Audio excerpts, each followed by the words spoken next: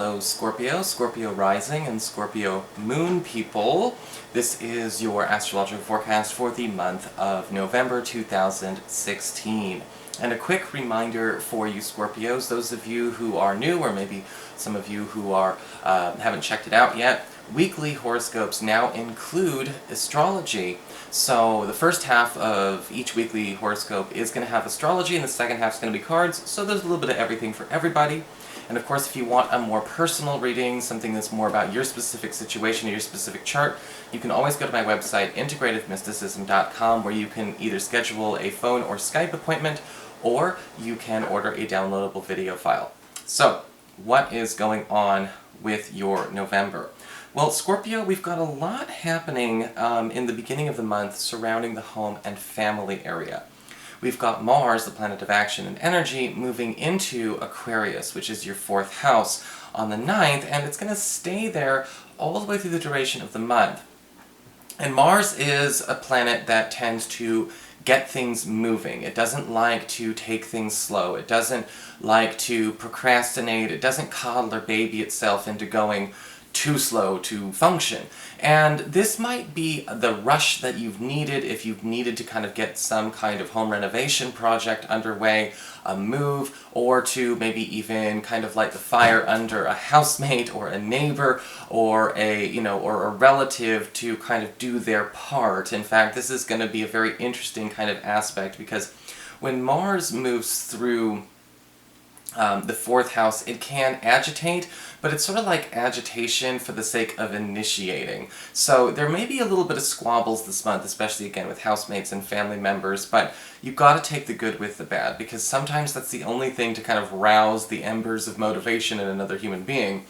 One of the things about Mars that I like here, though, is that this is great for unloading. This is great for getting rid of things and actually profiting from it as well, because Mars, again, it brings money through labor. It brings money through hard labor. So if we're looking to actually sell any pieces of personal property, Mars benefits the sellers a lot of the time, or maybe even sell our home or sell a car, anything along those lines where we're going to be bringing in extra cash to the home front, even through a home business. This is the month where you're going to start to see that on the rise. And I'm going to tell you right now, this is a huge money month for Scorpios anyway. So we're already kind of getting off to a strong start, but be careful with Mars in the 4th house. People tend to be a bit more testy, and so when it comes to handling relatives, especially your own blood relatives, because it is your roots, your 4th house, that you practice some patience and use more words than less, because, sometimes there is a way to just be too blunt. On the 11th, we do have Venus moving into your 3rd house of travel, communications, education, as well as, publishing, maybe even your creative arts, how you actually express yourself. And with Venus going into the 3rd, this is actually talking about an opportunity to get discovered in a way, to sort of look and find a way to get yourself out there, noticed by somebody who may actually help promote a creative project or a work project that you are kind of designing at this point in time. This is actually great for those of you that are looking to expand on your resume, or maybe even capitalize on your resume, looking for maybe somebody, again, who's going to appreciate a certain specialty that you have. If you're actually even traveling this month, be prepared. Love may actually find you just a little bit outside your normal commute bubble. When we look at the 3rd house, it talks about short distance travel, short distance commutes, things that are no more than maybe an hour, hour and a half away from where you currently live. And that might actually just be where a certain somebody who would actually make a really good match is waiting for you. So, expand on that commute bubble. Be ready to kind of make a little bit of an adjustment there, because, it's totally worth it if it works. And again, Venus is going to be there all month. On the 12th, we do have Mercury moving into Sagittarius, into your earned income sector.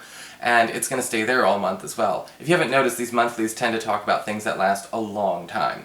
And when we have Mercury in house number 2, it's all about speeding up productivity. This is your work area. This is all about how fast we get money into our pocket. This is also about how fast we can get things done at the office and how quickly we can actually drum up new business or better business. And with Saturn in your second house currently, Mercury's brush with Saturn, and soon to be Jupiter's brush with Saturn as well. Jupiter's going to sextile Saturn later on this year.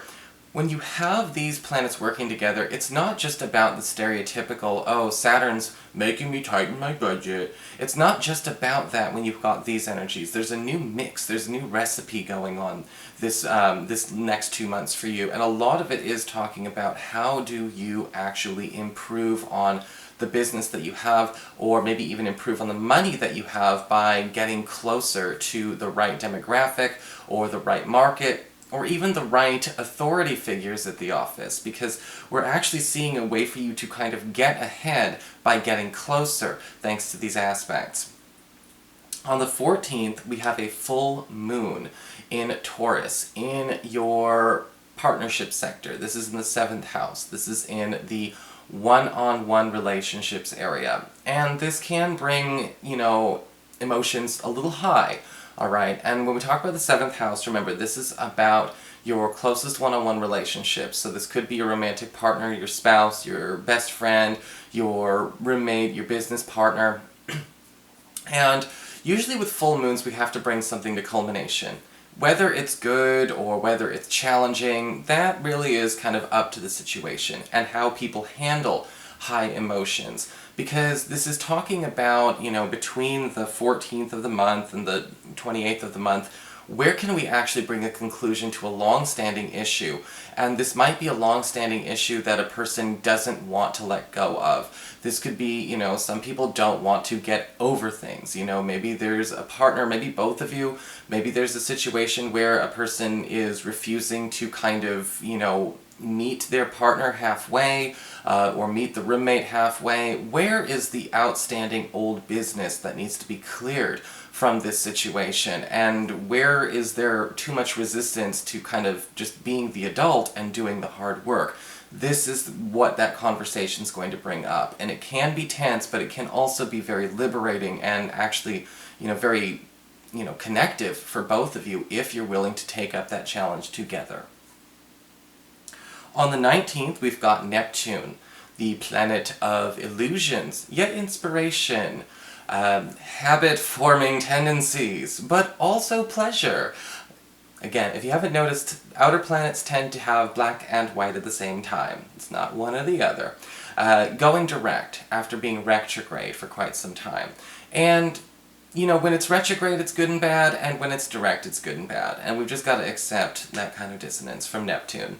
And, over the last 5 months with Neptune retrograde, it's probably been really hard to romance a Scorpio, because with the X-ray goggles on, you're just not easily sold. And that's perfectly fine and well, but you may have also noticed it's been kind of hard to get inspired creatively. You may have been feeling some creative blocks, maybe you're feeling burnt out on a craft, or on a class, or on an artistic community, or on a spiritual community. Because again, sometimes you just see too many truths about it. Now, I'm not saying we should all go back and get tunnel vision and, put on the rose-colored glasses, but what Neptune turning direct is going to do is kind of help you, again, regain that sense of inspiration, or regain that sense of wonder, with your love or with your art.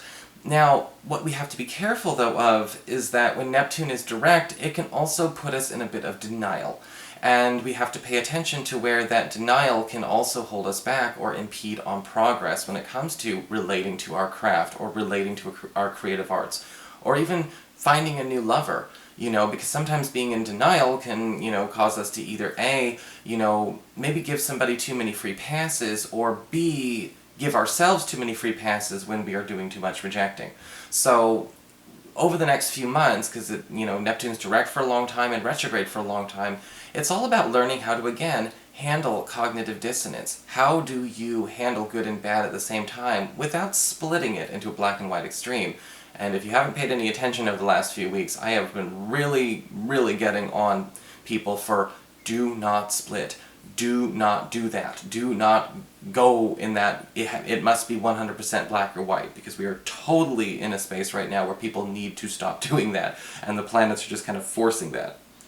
For the 21st, we have the Sun moving into Sagittarius, your earned income sector, and we're talking about getting more money out of doing the same thing.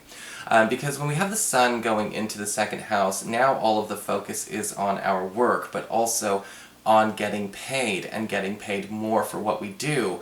And a new moon, almost immediately following, just a week later, on the 29th, is also talking about a new opportunity to drum up more money, or to get more money out of doing the same work. Maybe we're going to get a job doing the same kind of work for a different company, or maybe this is an opportunity to consider, raising the prices for the job that we have, raising our rates, negotiating a new opportunity to increase our salary, or to work at a schedule that brings in more money, or is just known to have higher sales because of that schedule.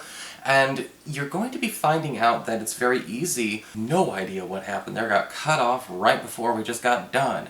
But basically, you're going to be finding out, in the 60 days between November and the end of the calendar year, you're going to be making more money than you had between August and the end of October. So, good on you.